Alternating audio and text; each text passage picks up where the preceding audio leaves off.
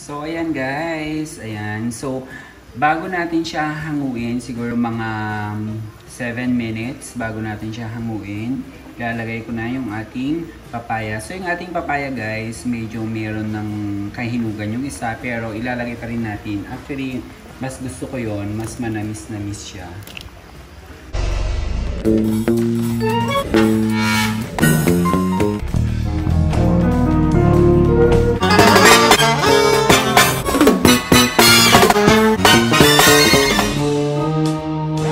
What's up guys? What's up mga barads? It's a brand new day at isa na namang vlog yung ating gagawin.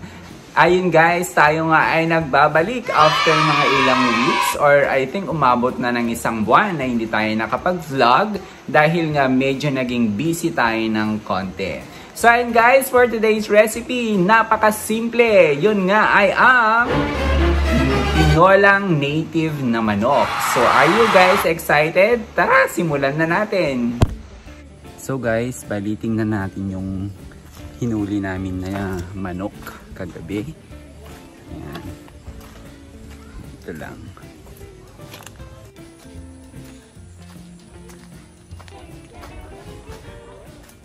Tcharam!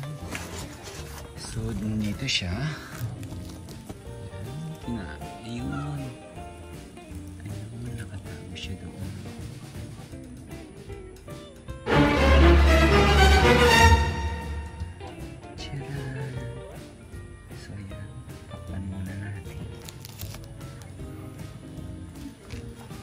And then, yung katabi niya, kuha tayo mamaya dito.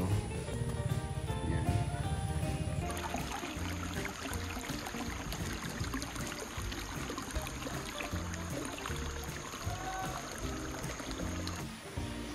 Guys, kuha tayo ng tanglad.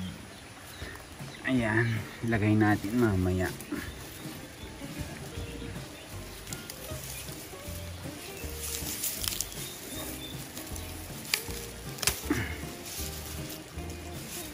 Pa. So,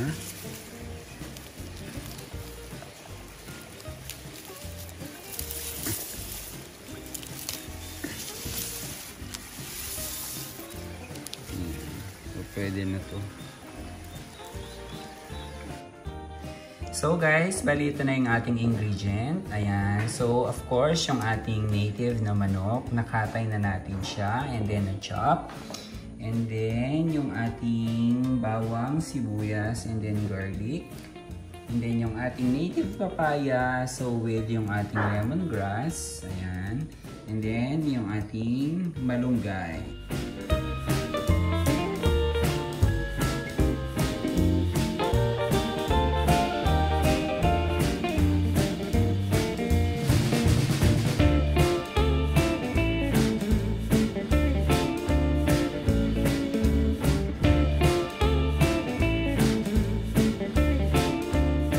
Once na lisa na yung ating bawang, sibuyas, luya, pwede na natin ilagay yung ating native chicken.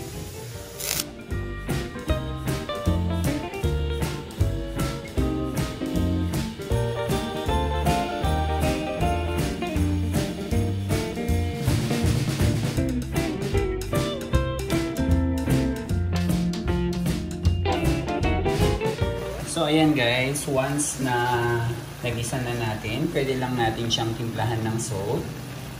Ayan, para magkalasa yung karne niya. Ayan. Then after, saka natin siya tatakpan ulit. So guys, after, pwede na nating lagyan ng water. Ayan.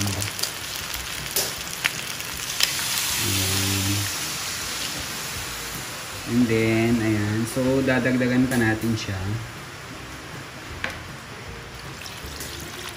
Ayan.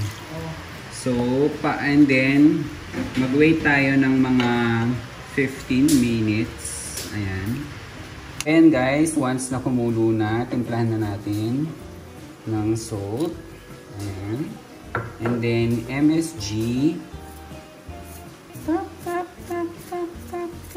Or di kaya magic sarap. Tapos ilalagay ko lang tong tanglad. ito. Actually guys, ito optional. Gusto ko lang siyang lagyan since meron namang available sa bakuran. Ayan. So, pakuluan pa natin siya. Ayan. So, ayan guys. Ayan. So, bago natin siya hanguin, siguro mga 7 minutes bago natin siya hanguin, ilalagay ko na yung ating papaya. So, yung ating papaya guys, medyo meron ng kahinugan yung isa, pero ilalagay pa rin natin. Actually, mas gusto ko yon, mas manamis-namis siya. Ayan. So, pakuluan lang natin siya ng mga siguro 3 minutes. Ayan.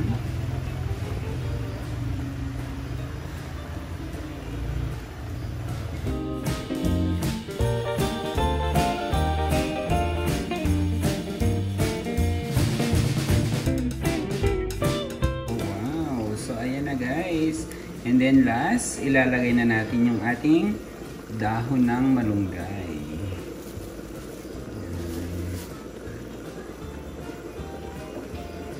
Pwede tayong gumamit ng dahon ng malunggay or dahon ng sili. So since wala tayong available na sili, yan na lang yung ginamit natin.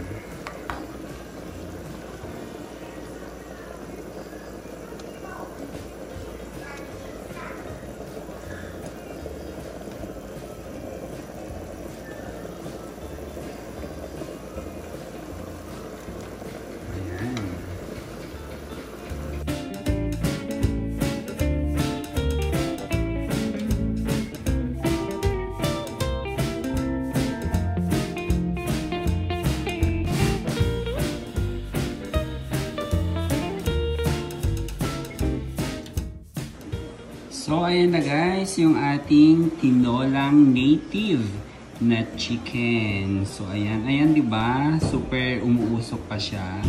So, ayan guys. If you like this video, please give a thumbs up. And please do not forget to like and subscribe and share na din. So, ayan guys. Bye-bye!